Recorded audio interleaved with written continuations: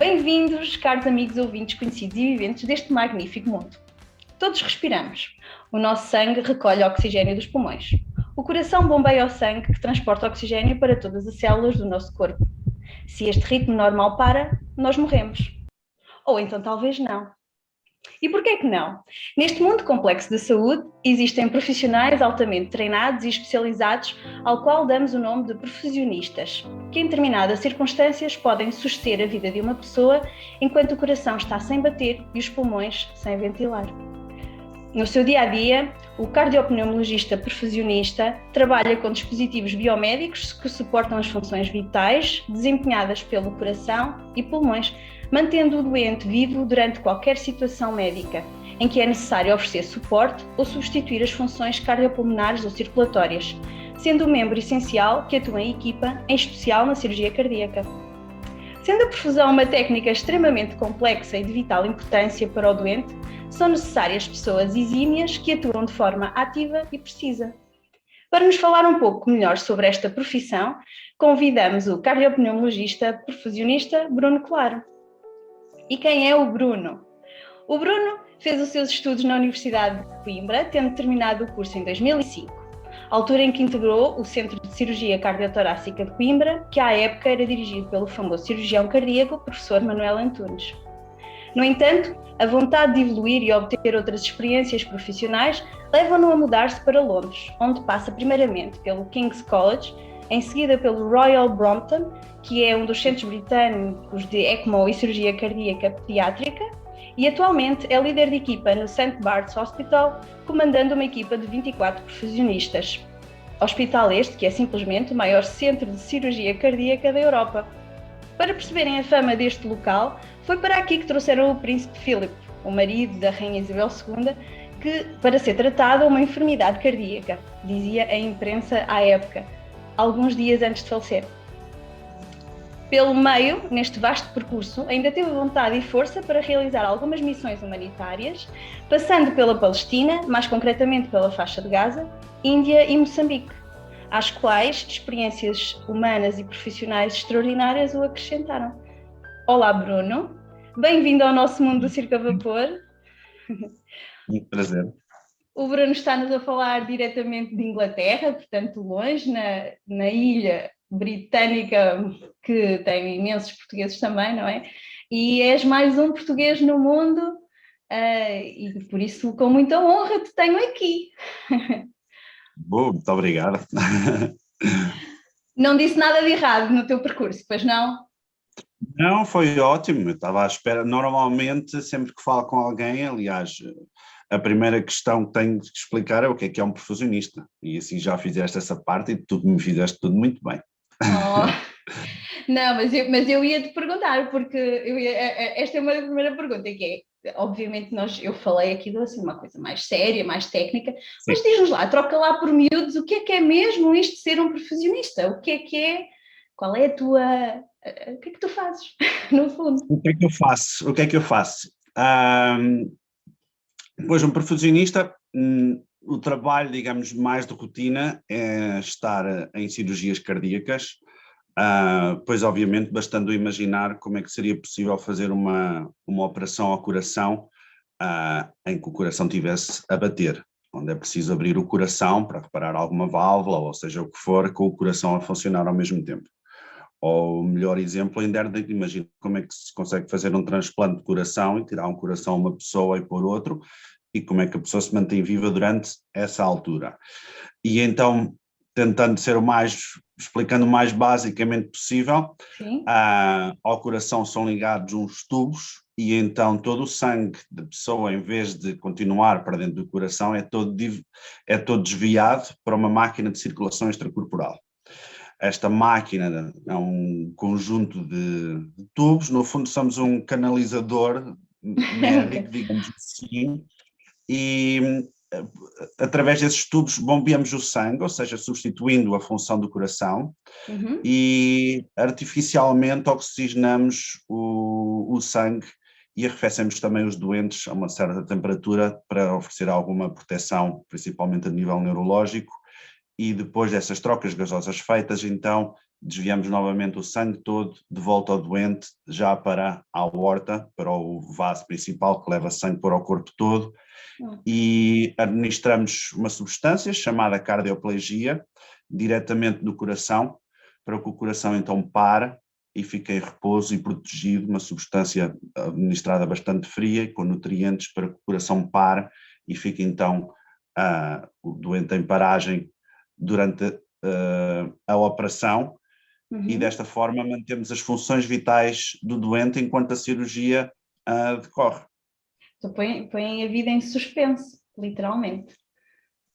Literalmente, há inclusive cirurgias mais complexas, onde temos mesmo que arrefecer os doentes até aos 20 graus e depois parar. Mesmo nesta máquina chegamos a parar a circulação por completo e a pessoa pode ficar 20, 30 minutos sem sequer ter circulação no corpo inteiro, e depois voltamos a aquecer o sangue e a pessoa, e no outro dia estamos a falar com eles. Uau, isso, olha, isso realmente é mesmo experiências que normalmente a maior parte das pessoas não conhece, eu também não, obviamente, trabalho em bloco, mas estas especificidades da cirurgia cardíaca claramente também são bastante fechadas e com equipas muito, muito treinadas e específicas, não é? Por isso, realmente vocês nesse papel em que estão a suportar tudo isso para depois também os outros cirurgiões e a restante equipa trabalhe e cure ou resolva aquele problema cardíaco, naquele caso, não é? Isso é verdadeiramente impressionante. Olha, Bruno, eu não essa parte de suspender e ficar em completo, não conhecia. Fiquei curiosa por ver, aliás, por um dia, se puder ter essa possibilidade de poder ver, quem sabe. Sim, são cirurgias mais complexas, ou outros tipos de cirurgias em que, por exemplo, só enviamos então só sangue para a cabeça, só mantendo a circulação cerebral, e o resto do corpo então fica em paragem. E para além desta máquina de circulação extracorporal, trabalhamos também com outros equipamentos de apoio circulatório, em que nomeadamente agora o que é que se tem até utilizado mais por causa da pandemia até do Covid, mas não só em relação ao Covid, certas situações em que é preciso apenas oferecer suporte pulmonar. Aí também temos outro tipo de equipamentos chamados o ECMO, que é no fundo uma membrana de oxigenação extracorporal, e também estamos envolvidos nesse tipo de situações. Aí trabalhamos com intensivistas nos cuidados intensivos para oferecer este tipo de suporte pulmonar e cardíaco também. Às vezes também mantemos a pessoa durante bastantes dias, até à espera em que apareça um coração para transplante e outro tipo de situações. Okay. Portanto, o ECMO foi realmente aquilo que mais nos últimos tempos se foi falado, principalmente por causa das questões do Covid e daquele suporte todo, havia essa linha e, portanto, foi mais divulgado junto do grande público, não é? E mais conhecido. Aliás, as pessoas quase que tinham aquela última esperança, quando era alguém ligado ao ECMO, que pudesse depois sobreviver, não é? Portanto, vocês estavam então envolvidos também nesse trabalho e nessa ligação e na manutenção desse suporte desses doentes, é isso? Sim, obviamente. Outro tipo de gripes e tudo também, lá está, qualquer caso em que há falência pulmonar, mas em que há critérios para que os pulmões possam recuperar, já é uma técnica que se faz há bastante tempo, e penso que mais recentemente, como envolveu então pacientes com Covid, daí é que começou a ser mais falado, mas é uma técnica que os perfusionistas também já dealam com isso há bastantes anos. Sim. Aqui em Portugal, não sei, pelo menos aqui não era assim tão difundido. Aliás, falou-se muito do Porto, no Porto, no centro de cuidados intensivos, é onde faziam mais e também tinham mais experiência, portanto daí estar-te a falar também disso para quem não ouviu. Olha, mas eu ia-te perguntar, além da tua parte muito técnica, não é? Como é que foi isto para a cardiopneumologia e depois se foi sempre isto que tu quiseste fazer? Era este o teu percurso? Como é que isto surgiu na tua vida? Como é que surgiu? Voltando então atrás, aos meus 18 anos, não sei, acho que todos passamos nessa fase, pelo menos falo em relação a amigos e colegas, em que, sinceramente, não sei se com essa idade sabemos mesmo o que é que realmente queremos fazer. e sim, gostava da área de biologias, de parte de medicina, então pensei em medicina. Depois, infelizmente, não tinha média para tal, era preciso uma média bastante alta. Ainda pensei tentar concorrer para entrar em Espanha, mas depois desisti da ideia, esperei pelos resultados todos finais dos exames, e então tentei medicina e depois acho que foi a minha quinta opção, em que, olha, o que é isto, cardiopneumologia? Não sei muito bem, consegui ter informação, no fundo, vai qualificar uma pessoa para estar responsável para fazer qualquer tipo de exame ao coração e aos pulmões, portanto, está perto dessa área, por que não?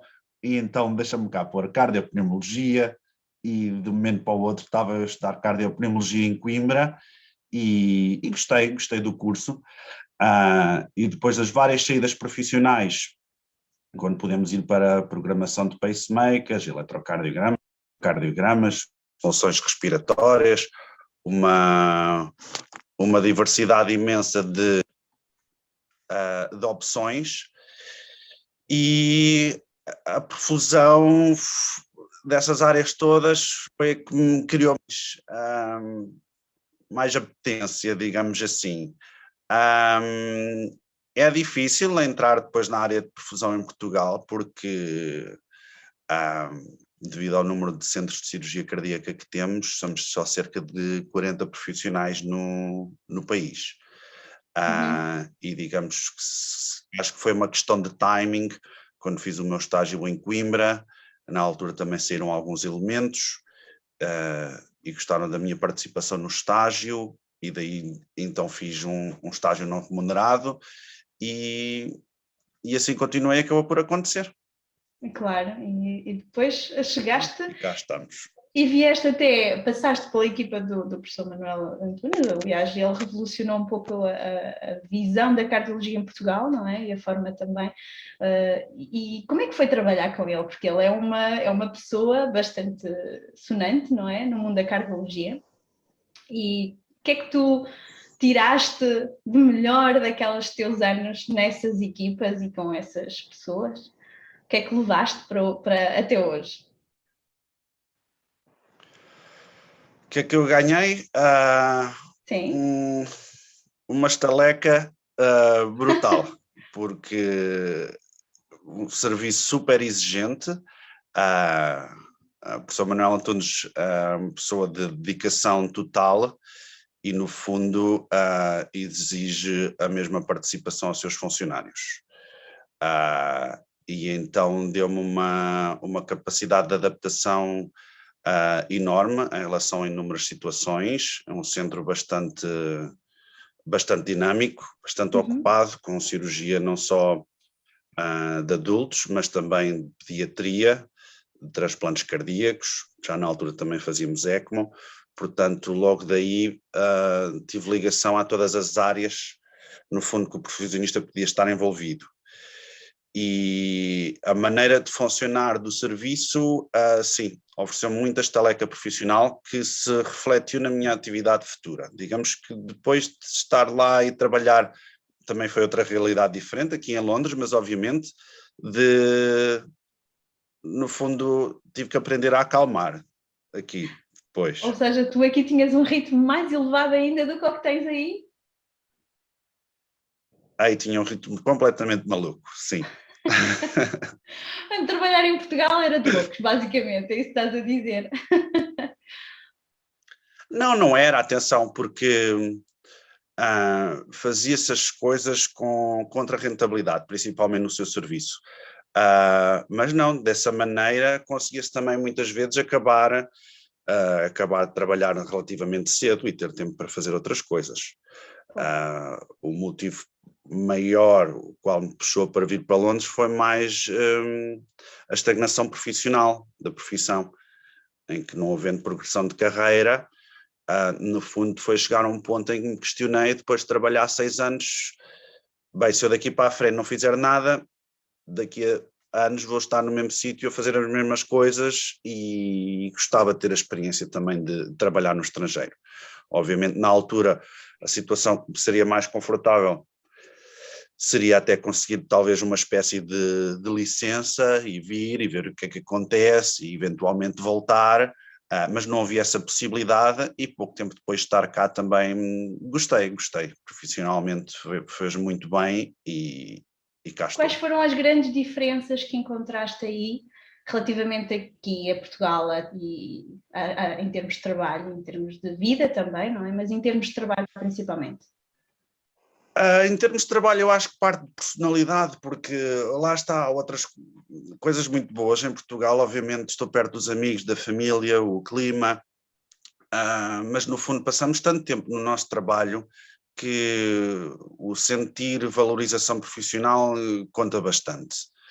E aqui senti isso, aqui senti que conseguia continuar a ser bom profissional, mas ser reconhecido por isso. E haver oportunidades e progredir rapidamente na minha profissão depois de chegar aqui.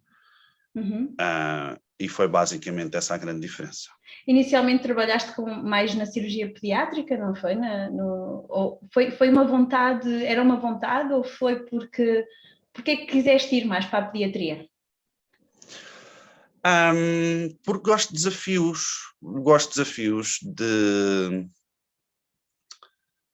é outra complexidade, é outra responsabilidade, tudo tem que ser em mais detalhe, mais pensado e lá está. Se calhar sou maluco, mas gosto de desafios, gosto de complicações, quando há urgências e cirurgias mais complexas, normalmente sou eu que me chego à frente, não por iniciativa própria, digamos assim. Depois está à prova constantemente, é uma característica da tua personalidade também, então? Sim, acho que foi por aí também, o vir para o estrangeiro também se deve a isso, sim. Ok. Eu fiquei impressionada também porque percebi que tu neste momento já és chefe de equipa, já és líder numa equipa com 24 elementos, que não é assim tão pequena, não é? E como é que encaraste porque é uma fase diferente de gestão, na gestão, não é? De pessoas. Eu não conheço os membros da tua equipa, mas imagino que uma cidade como Londres, que tem uma pluralidade de pessoas de nacionalidades diferentes, de gente diferente, como é que tu geres isso e lidas isso na tua equipa? Como é que fazes? Em termos de nacionalidades diferentes e multiculturalidade, são coisas que nos hospitais, principalmente em Londres, foi habituar-me a partir do momento em que cheguei. Portanto, eu no início, até quando comecei, de repente estou a fazer aqui cirurgias cardíacas e out loud, ok, o meu nível de inglês penso que era bom, mas de repente estás numa cirurgia, está toda a gente com máscara e o anestesista tem um sotaque indiano e o cirurgião tem um sotaque alemão e os enfermeiros são filipinos e o outro enfermeiro é espanhol e sempre foi assim durante estes 10, 11 anos que estou cá, portanto isso tornou-se rapidamente normal de lidar com todas as nacionalidades. E é engraçado, é engraçado. Aqui coordenar uma equipa tão grande é de facto desafiante, mas digamos temos trabalho com bons profissionais e as pessoas sabem o que têm que fazer e basta coordenar para que estejam todos onde devem estar, é mais coordenação de escalas e que para estar tudo coberto e que tudo funcione normalmente e tem corrido bem, porque a equipa é de facto muito boa e qualquer coisa mais papeladas, acho que é uma posição ideal para mim, porque no fundo acaba por ter ainda participação na parte clínica. Ok. Acima de mim tem um manager. Não estás só na gestão, mas fazes um pouco dos dois. Acima de mim tem um manager e mais papeladas, orçamentos, reuniões, onde obviamente também sou envolvido e ouvido, mas eu consigo combinar no fundo um bocadinho as duas partes, o que é ótimo. Acredito que sim, mas não deixa de ser o desafio de gerir equipas e pessoas, é sempre uma questão mais particular, não é? E por isso, olha, dou-te os parabéns por esse teu trabalho e desafio, não é? E aliás, e por seres um português, a mostrar essa faceta de capacitação, que eu acho que fica sempre um orgulho aqui para quem? Para mim, em particular, porque portuguesa, e depois eu acho que para todos, não é? Por isso, dou-te os parabéns. E agora, olha, queria passar aqui um pouco também, porque eu acho que é uma marca indiscutível da tua vida profissional, que é as tuas missões que foste fazendo de voluntariado pelo mundo.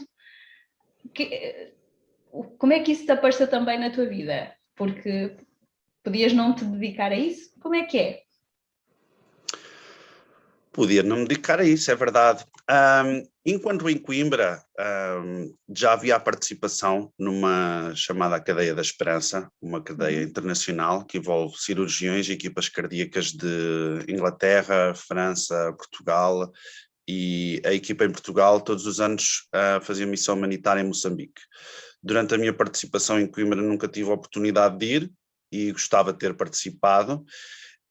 Depois de estar cá, e pronto, obviamente durante os primeiros anos mais de adaptação a uma nova realidade e como é que as coisas funcionam aqui,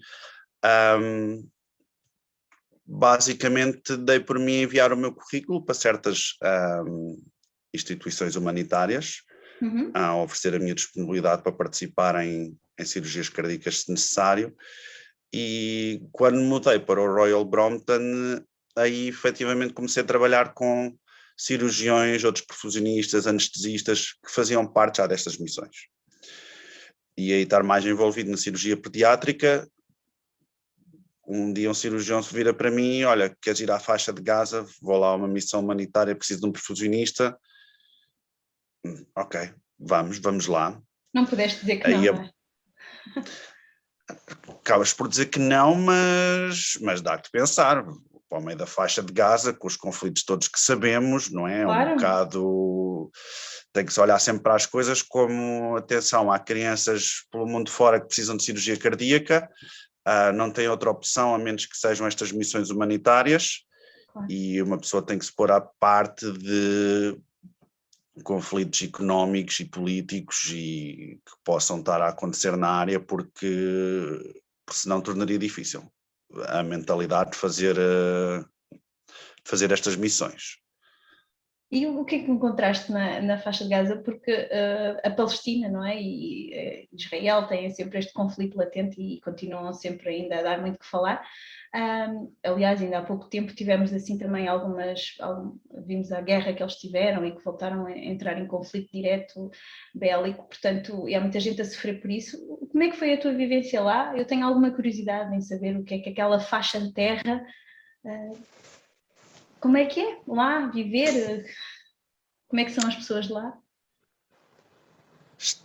Estranho, complicado. Só o chegar, de facto foi a maior aventura e o maior desafio foi na faixa de Gaza, por começar por toda a logística associada logo antes de chegarmos e os papéis necessários e tudo, mas marcou logo chegar e ter que passar uma muralha para entrar lá, passar por dentro de não sei quantos gradeamentos, não sei quantas seguranças, de tudo, e depois de quase que pareciam quilómetros de segurança, com bastante tempos de espera, dar depois do outro lado e achar as pessoas super simpáticas, sentimos que ok, estão aqui para nos ajudar e estão quase que a tentar mostrar-te que estás a ver, olha, somos pessoas normais, não somos terroristas.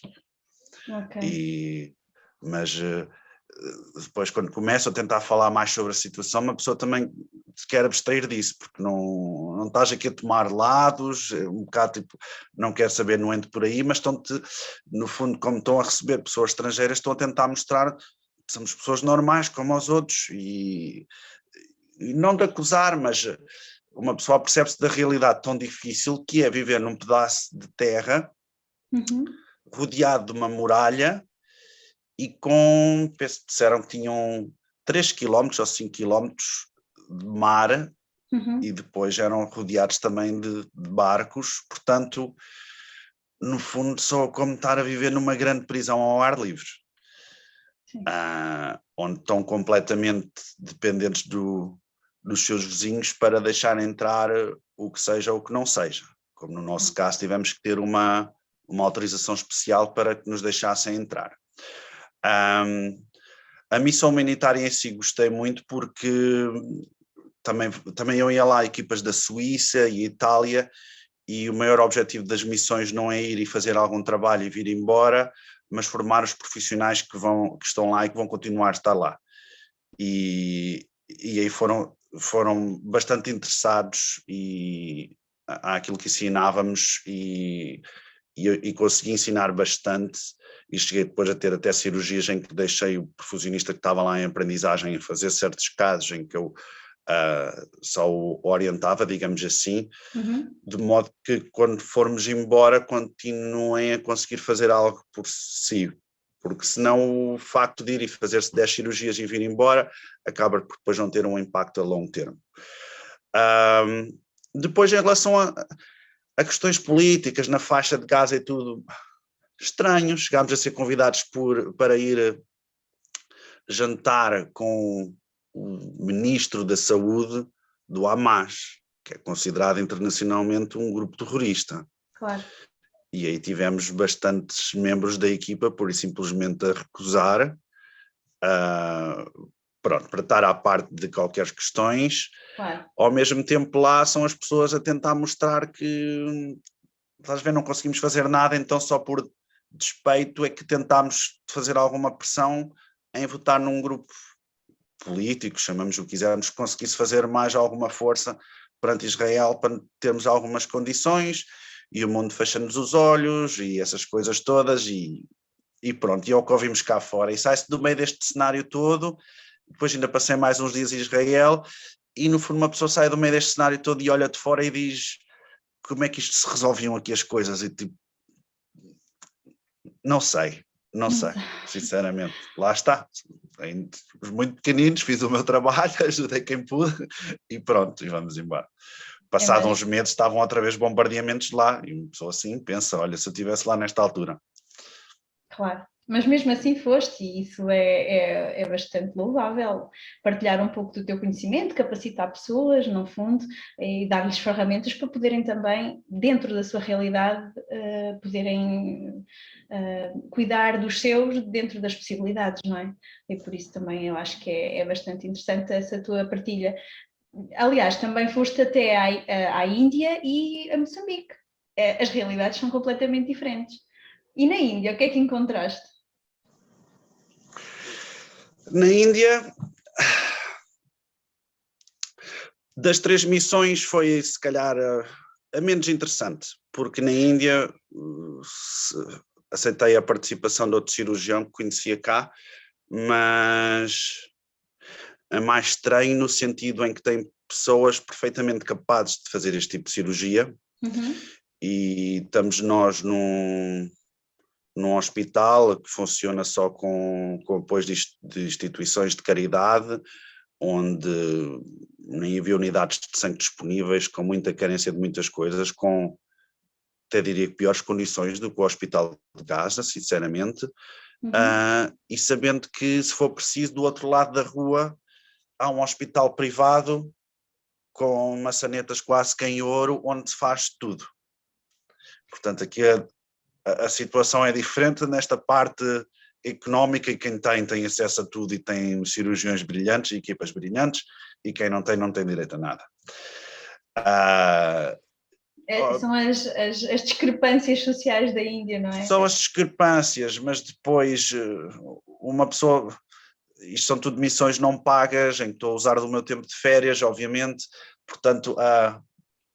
o nosso sentimento, mesmo que uma pessoa se queira abstrair, vem ao de cima um pouco. Porque é que estou a fazer isto?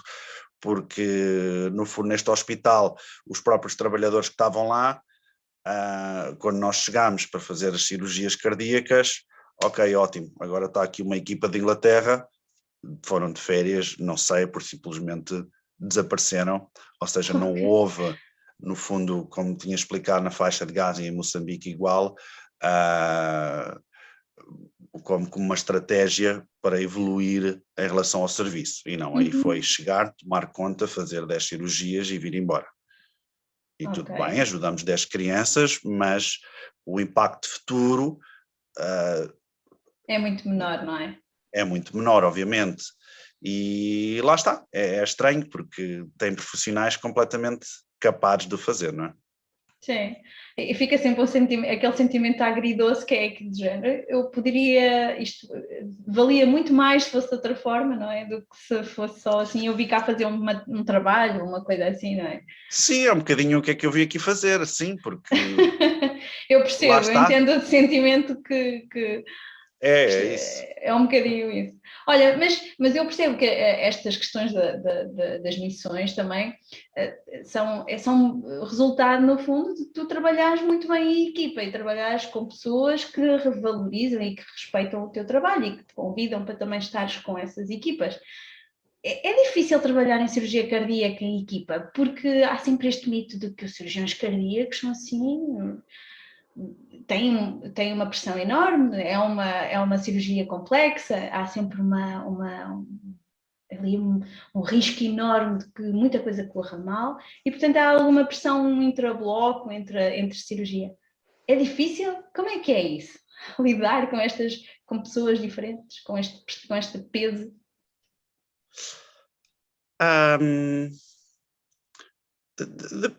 Depende das situações, obviamente. Há um certo grau de sabendo que se é uma cirurgia complexa, se há uma urgência, que haja mais tensão no ar por parte de toda a gente. A verdade é que se isso vem ao de cima e se basta um elemento da equipa falar de uma maneira desrespeitosa, isso vai contaminar toda a equipa. E aqui em Inglaterra é algo que se tem muito cuidado com isso.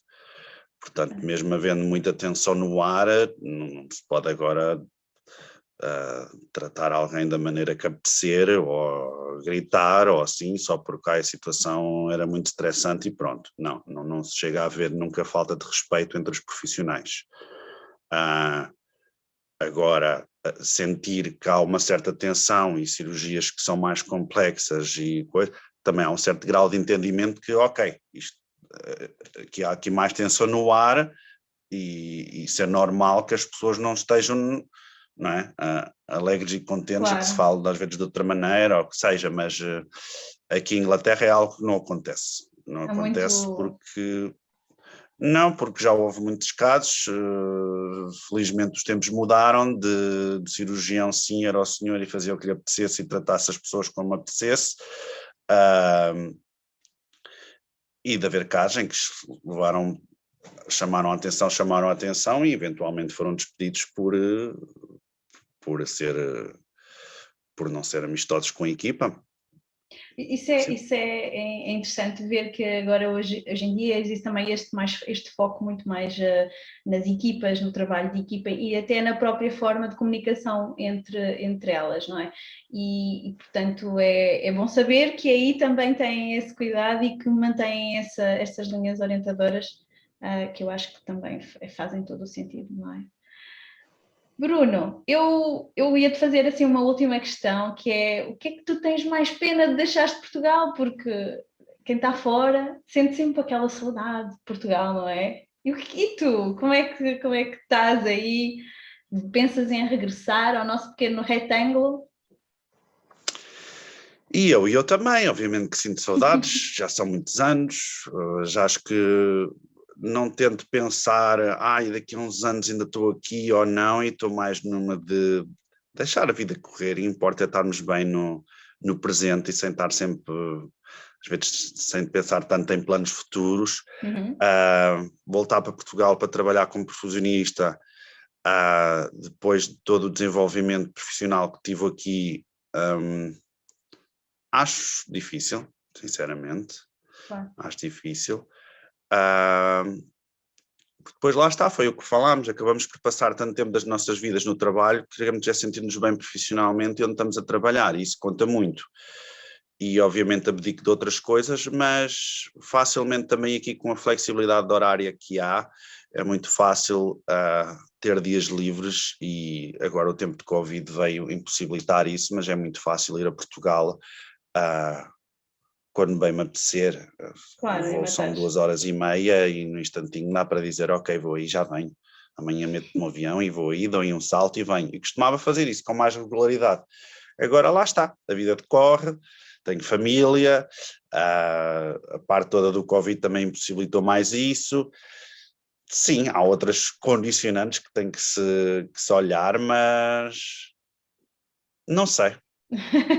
É um ninho, não é? É um ninho. O É, Covid é isso. foi, o Covid foi difícil aí para vocês como profissionistas? Trouxe-vos mais, acarretou mais trabalho? Como é que a vivência aí também nós ouvíamos pelas notícias que havia muitos casos, muitos doentes. E vocês, como é que foi o vosso trabalho aí? Uma doideira.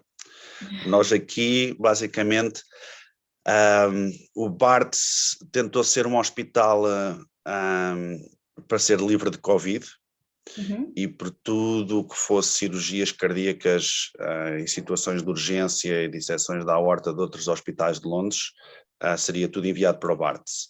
Portanto, começámos este período, no início, com cirurgias super complicadas, envolverem trabalhar sempre durante a noite, cirurgias de urgência, e não demorou muito tempo para os outros hospitais começarem a ficar cheios, e mesmo casos de doentes que nos iam chegando que depois testavam positivos para Covid. E então o nosso hospital, que era para ser livre de Covid, pouco tempo depois já tínhamos unidades de cuidados intensivos completamente cheias de doentes também de Covid. Em relação aos ECMOs, Uhum.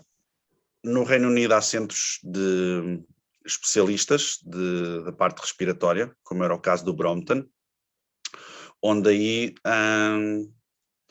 vamos a todos os hospitais do Reino Unido basicamente ligar doentes a este suporte de circulação extracorporal e trazê-los de volta para os nossos cuidados intensivos, e aí ficam ligados ao ECMO, que lhes oferece suporte pulmonar enquanto que os pulmões podem recuperar. E passado algum tempo, estes hospitais, em Londres, o Royal Brompton e o St. Thomas, começaram a ficar sem capacidade. E então também começámos nós, no meio disto tudo, a oferecer serviço de ECMO. Ou seja, não éramos um centro de referência para este suporte respiratório, mas como temos estes equipamentos também, começámos também a colocar doentes em ECMO e chegámos a ter, penso que 10. Ou seja, depois falta de enfermeiros, pessoas doentes ficarem em casa, ou pessoas de quarentena, ou seja, obrigou a que toda a gente desse uma flexibilidade enorme e começasse a fazer turnos durante a noite para olhar por estes ECMOs, e ao mesmo tempo durante o dia ainda tínhamos cirurgias cardíacas a decorrer, até que chegou um ponto em que tivemos mesmo que parar também com cirurgias cardíacas. Okay. E só receber urgências enquanto tratávamos destes doentes em ECMO.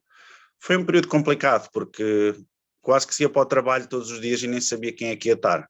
Então, olha, outro está em isolamento agora aconteceu isto, outro esteve aqui durante a noite numa urgência. Mas também acho que, enquanto equipa, como também as pessoas não podiam viajar e estar de férias para algum lado, também, de certa forma, aí ofereceram mais disponibilidade. Para mesmo, ok, não devia estar a trabalhar amanhã, mas falta alguém e tudo bem, vou. Claro. Bem, E isso lá deve se ter sido. passou. Foi uma fase bem complicada. Neste momento já estão mais tranquilos, apesar de ainda terem alguns números de casos de Covid diagnosticados, mas já não têm doentes assim com essa intensidade e com essa gravidade, não? Sim, ainda vamos tendo alguns casos. Penso que neste momento temos 4 doentes em Covid em ECMO. Sim, temos 4. Demoram bastante a recuperar, bastante tempo, portanto podem ficar ligados meses. E ao mesmo tempo estamos a tentar combater agora as listas de esperas que foram acumuladas com cirurgia cardíaca. Claro. E sendo um hospital, sendo um centro de cirurgia cardíaca tão grande, sim, temos casos em que fazemos 8, 10 cirurgias por dia, portanto é bastante, é puxado, e nesta fase o que se começa a ver é, por vezes, não conseguimos fazer estas cirurgias porque há falta de pessoal. Se calhar também devido ao Brexit, o influxo de pessoas deixou de acontecer, mas houve muitos profissionais, principalmente enfermeiros dos cuidados intensivos, em que foi tão pesado trabalhar nos cuidados intensivos, e como nós íamos lá para ver estes equipamentos, víamos a dedicação daqueles enfermeiros o tempo todo nos cuidados intensivos, por e simplesmente muitos chegaram a um ponto em que vou-me embora, vou voltar para casa.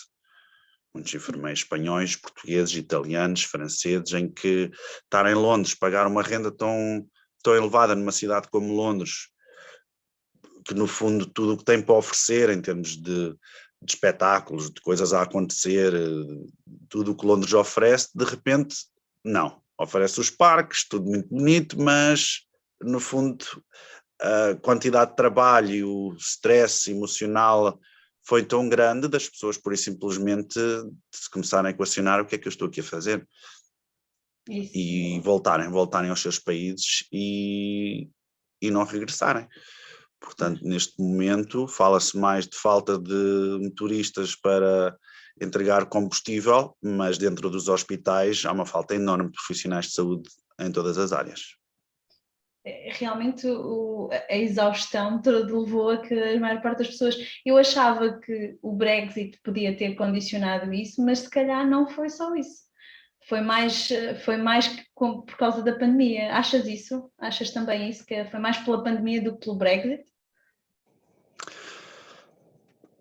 Acho que as duas coisas. Acho que para sair por causa da pandemia, sim. Espera lá, agora posso ter aqui outro lockdown, então para isso prefiro estar em casa do que estar aqui a pagar renda, ou mesmo falando de outras profissões em que houve apoios e de repente estão a acabar, não é? O pessoal que trabalha em restaurantes, hotéis, uma imensidade de áreas em que, ok, vai deixar de haver apoio, porque é que eu estou aqui a pagar esta renda tão grande, vou-me embora. Agora, enquanto que havia uma constante procura de profissionais a vir para Londres, na minha opinião pessoal, neste momento, se calhar é mais fácil procurar outros países europeus, ou nomeadamente a Alemanha, do que pensar no Reino Unido, porque já vou precisar de um visa de trabalho, já isto...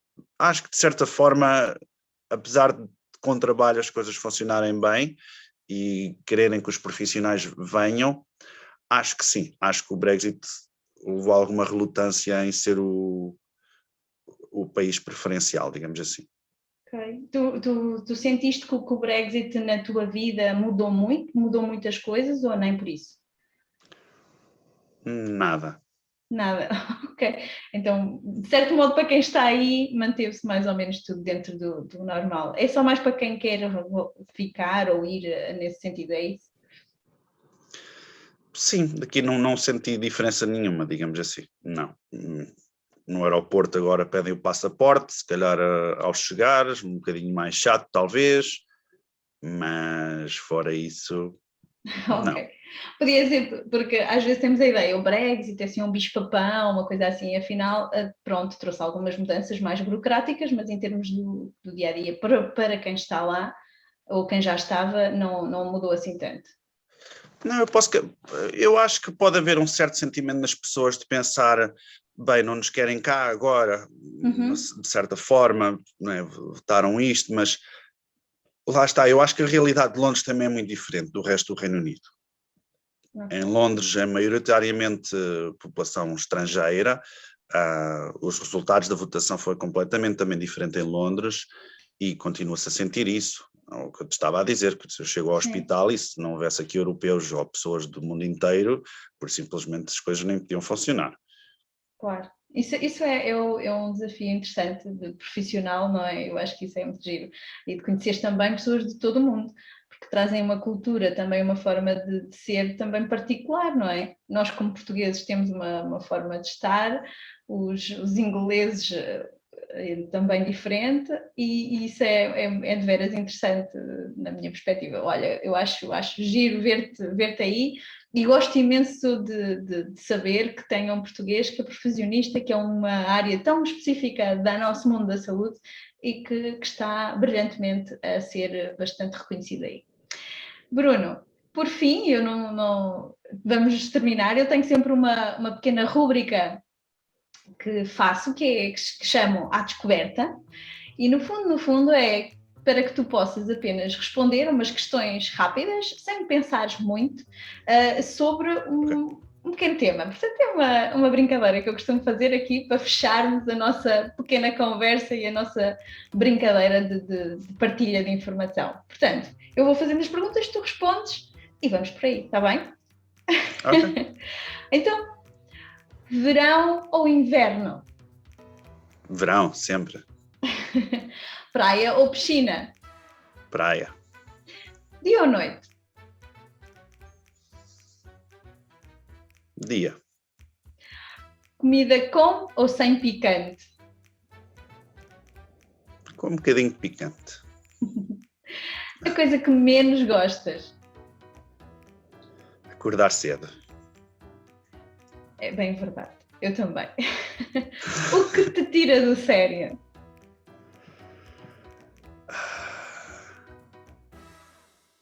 Minha esposa, por vezes.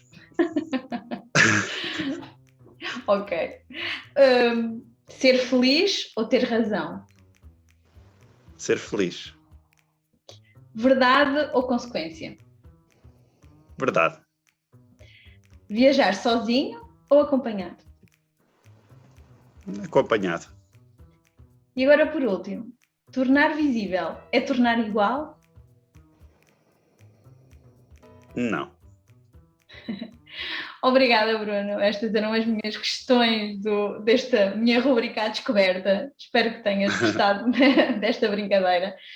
E olha, queria agora só para fazermos então e fecharmos com uma chave de ouro, eu gostava de te desafiar a partilhares, que este é o livro dos meus convidados, dou liberdade para poderem dar uma mensagem a quem nos ouve, a quem nos segue. Na tua perspectiva, o que é que tu queres deixar aqui para o nosso auditório e para as pessoas que nos ouvem?